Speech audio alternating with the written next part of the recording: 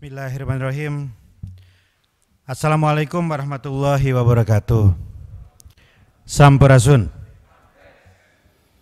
Yang saya hormati Bapak Dirjen Aplikasi Informatika dari Kementerian Kominfo Pak Samuel Abrijani, kemudian Advisor for Communication Information dari UNESCO Dr. Mingko Klim, kemudian seluruh narasumber yang hari ini bergabung bersama kita, Dr. Sarah Anies Andrew dari Associate Researcher of Case, ya.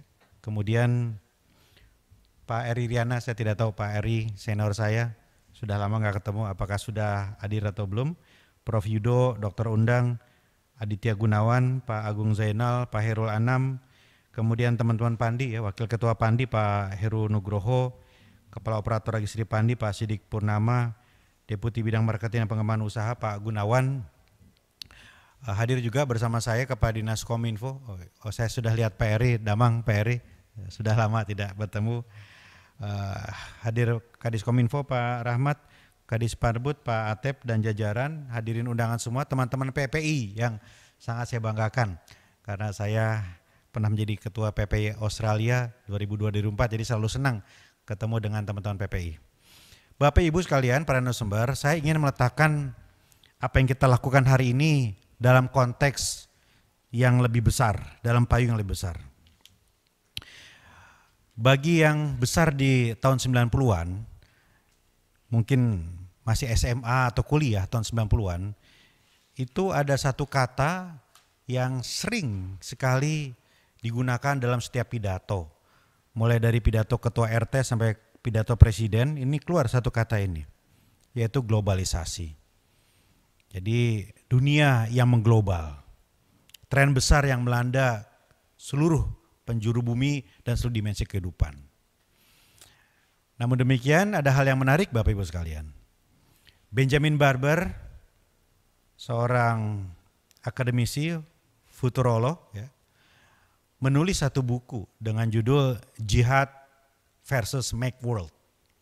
Jihad ya, jihadnya Islam, dan Make World. Ini untuk menggambarkan menurut Benjamin Barber ada dua arus besar di dunia saat itu. Satu betul arus globalisasi. Dunia seolah menjadi desa yang satu, nggak ada batasan lagi karena informasi dan teknologi.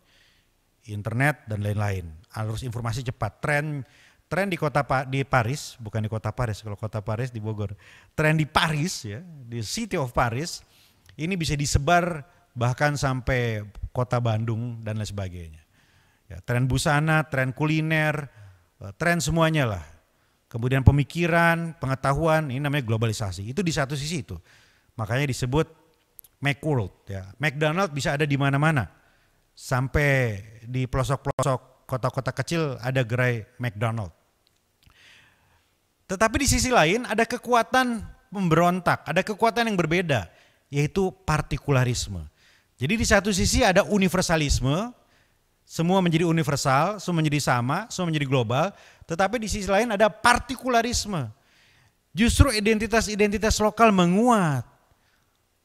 Kata jihad semakin populer, separatis, etnik konflik. Ya.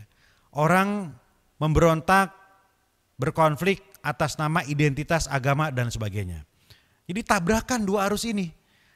Di satu sisi semakin mengglobal, di sisi lain justru separatisme, pemberontakan, identitas lokal ini naik. Mulai banyak fenomena jihad dan sebagainya, ekstremis. Nah saat itu dunia akademik asik fokus pada perdebatan itu.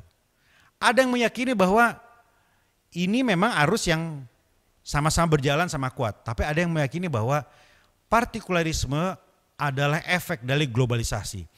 Ketika orang-orang diterjang arus globalisasi, semua serba global, ada penolakan, ada resistensi, ada rejection di sini.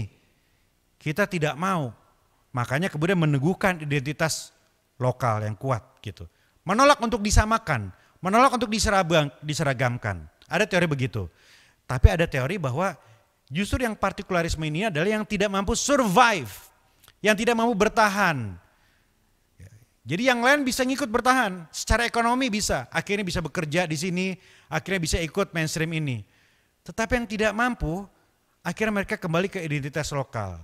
Ya kalau analogi sekarang adalah yang sukses di dunia maya biasanya yang gagal di dunia nyata. Ya, yang sering nge-tweet, yang eksis di sosmed, biasanya pergaulannya tidak sukses di dunia nyata, kira-kira begitu. Nah ada teori bahwa partikularisme, separatisme dan sebagainya, ini adalah orang-orang residu dari globalisasi. Itu kira-kira. Itu tahun 90-an Bapak Ibu sekalian.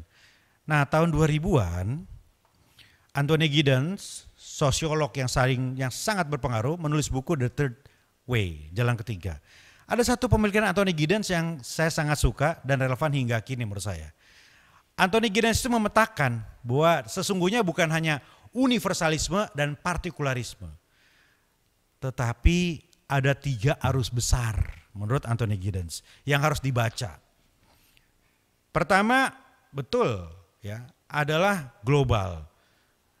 Yang kedua adalah nation state, nasionalisme. Nah yang ketiga adalah unsur lokal. Nah, unsur lokal adalah yang terkait dengan apa yang kita bicarakan hari ini.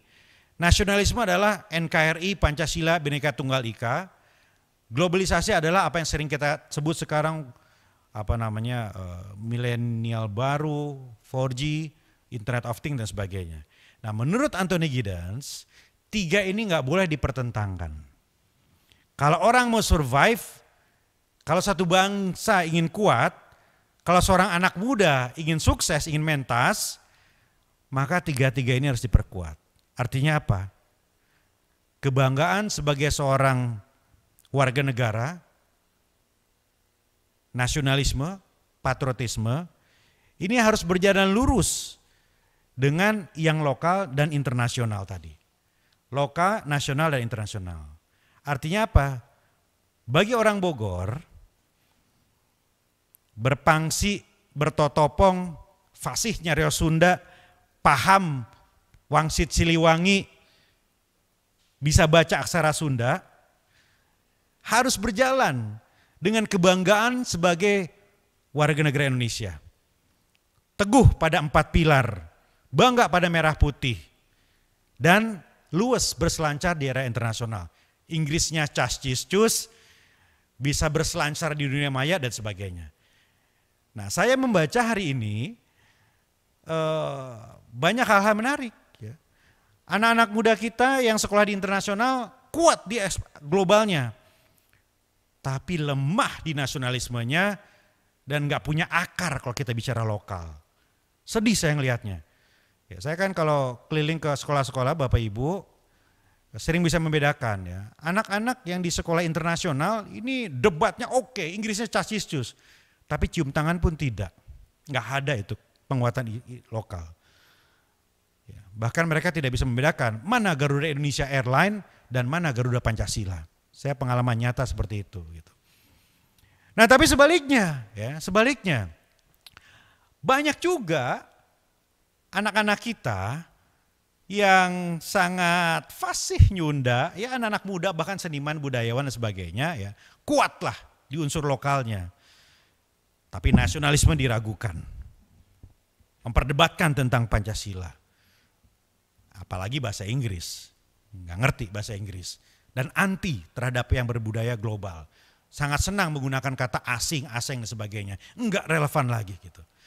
Jadi hari ini Bapak Ibu sekalian, perjuangan kita adalah menguatkan nasionalisme kosmopolitan, lokal, nasional, dan global. Orang Sunda harus fasih, harus nyunda. Tetapi kuat identitas sebagai patriot Indonesia dan bisa berselancar di era global itu. Nah hari ini ikhtiar kita adalah bagian dari payung besar itu. Saya tidak mau terjebak hanya urusan teknis, oke kegiatan, simposium, kemudian ada program, enggak. Ini ikhtiar besar kita Bapak Ibu sekalian. PR besar kita adalah bagaimana yang lokal tadi, akar tadi, ini nyambung dan bisa berselancar dengan yang nasional dan internasional. Enggak ada cara lain kecuali menunggangi mainstream tadi. Karena itu aksara Sunda harus go digital. Digitalisasi aksara Sunda adalah contoh manifestasi yang paling baik ketika kita ingin menyatukan 3 unsur tadi. Ya, masa anak-anak muda kalau mau belajar aksara Sunda harus cari di perpustakaan, ya kemudian cari buku yang sudah bluewalk dan sebagainya kan susah. Tapi ketika itu sudah go digital melalui aplikasi, maka itu adalah pintu gerbang yang sangat menarik buat anak-anak kekinian. Ya. Bapak Ibu, anak-anak sekarang udah nggak nonton TV, nggak ada lagi nonton TV, semuanya nonton YouTube, semuanya main aplikasi. Ya, informasi itu ada di situ semua, nggak ada di TV. Ya. Memprihatinkan ketika mereka juga tidak baca buku. Nah karena itu ini adalah cara bagaimana kita menguatkan akar kita. Ya, saya sangat percaya akar kita adalah budaya kita gitu. Bapak Ibu, saya pernah sekolah di luar negeri sampai 6 tahun ya.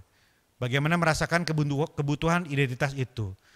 Karena akar ini kan values, bukan sekedar peninggalan fisik, artistik, tidak. Tapi ada nilai di situ. Di balik aksara itu ada nilai, ada tradisi dan sebagainya yang bisa kita gali lebih dalam. Dan itu akan membawa kita untuk survive tadi. Bukan hanya identitas sebagai ya saya orang Sunda, tiasanya reo Sunda gitu. Nganggo totopong, nganggo pangsi, bukan sebagai itu saja. Tetapi ada nilai di situ, ada nilai. Nah nilai itulah yang membuat kita bisa bertahan, menyelaraskan antara konteks nasional dan internasional. Terima kasih Bapak Ibu sekalian, dan saya kira setelah ini pasti para narasumber akan berbicara dalam hal yang sangat teknis, dan juga hal-hal yang dimensinya filosofis. Pemerintah kota berterima kasih kepada teman-teman Pandi dan juga para ahli aksara dan teman-teman PPI. Ini adalah ikhtiar awal. Ya, saya bangga karena ini mulai di Bogor, bukan di yang lain. Karena disinilah ibu kota kerajaan Pakuan Pajajaran 5 abad yang lalu. Ya, bukan di Bandung, bukan di Bekasi, bukan di Tangerang. Terima kasih, barokah dan manfaat bagi semua. Wassalamualaikum warahmatullahi wabarakatuh.